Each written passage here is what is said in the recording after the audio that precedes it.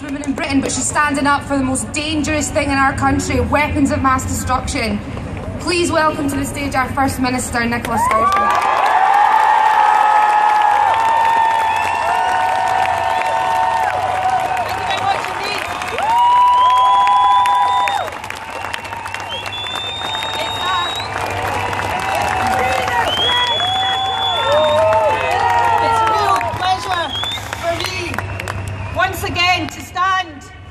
In George Square, in my home city, and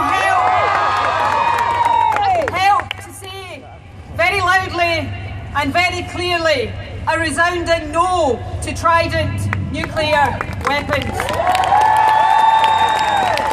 And it is a particular pleasure to stand here today and look out on what I think is undoubtedly the biggest anti-Trident gathering we've had in George Square ever. Well done.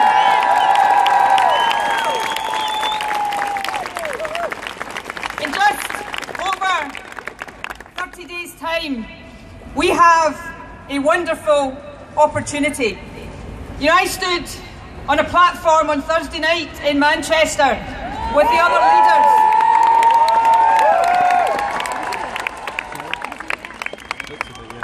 And what I said in that debate was this: in just over 30 days' time, we have a chance to change the out-of-touch remote Westminster system, not just in the interests of ordinary people across Scotland, but in the interests of ordinary people right across the UK. Yeah!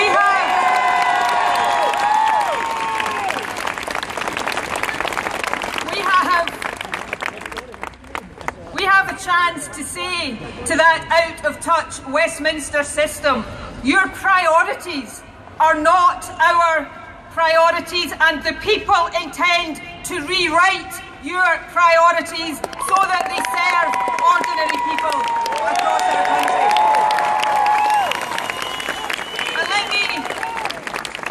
And let me also just say this: I think we may be seeing some signs this morning that the Westminster establishment don't like that prospect and are in something of a panic at the prospect of people rewriting their priorities. And friends, there is no more powerful illustration of the misguided priorities of the Westminster establishment than the proposal to spend £100 billion renewing weapons of mass destruction on the River Clyde.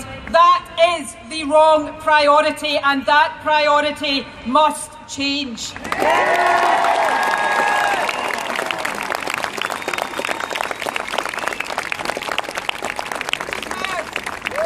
just heard more powerful testimony than I can ever give of the better priorities on which we could spend £100 billion of money.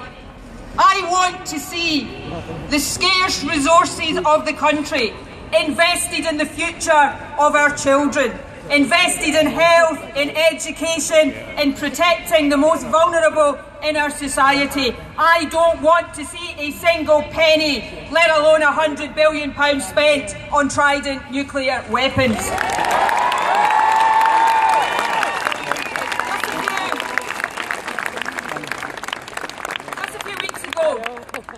In the House of Commons, there were, within a very short space of each other, 2 votes. And in both of these votes, we saw Labour, Liberal and Tory MPs trooped through the same lobby. The first of those votes was to impose a further £30 billion of austerity cuts. And the second of those votes that saw Labour, the Tories and the Liberal Democrats link arms and go through the lobbies was to spend £100 billion on Trident nuclear weapons. What better illustration of the fact that Westminster has its priorities wrong? Well, this election is a chance to rewrite those priorities. You know, people ask me very often at the moment if, in the event of a hung parliament, if we are in discussions with Labour about a working arrangement. if Trident will be a red line. Let me give a very simple answer to that question today. You better believe Trident is.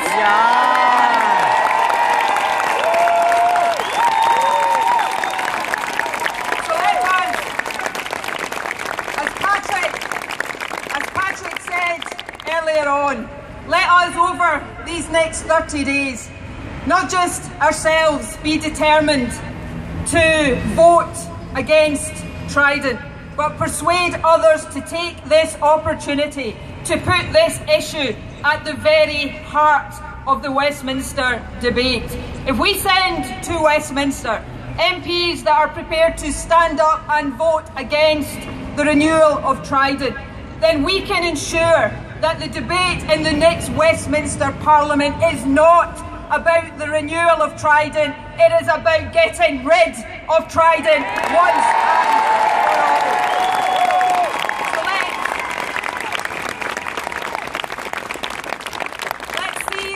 Opportunity. It won't come as any surprise to any of you to hear how I want you to vote on May the 7th.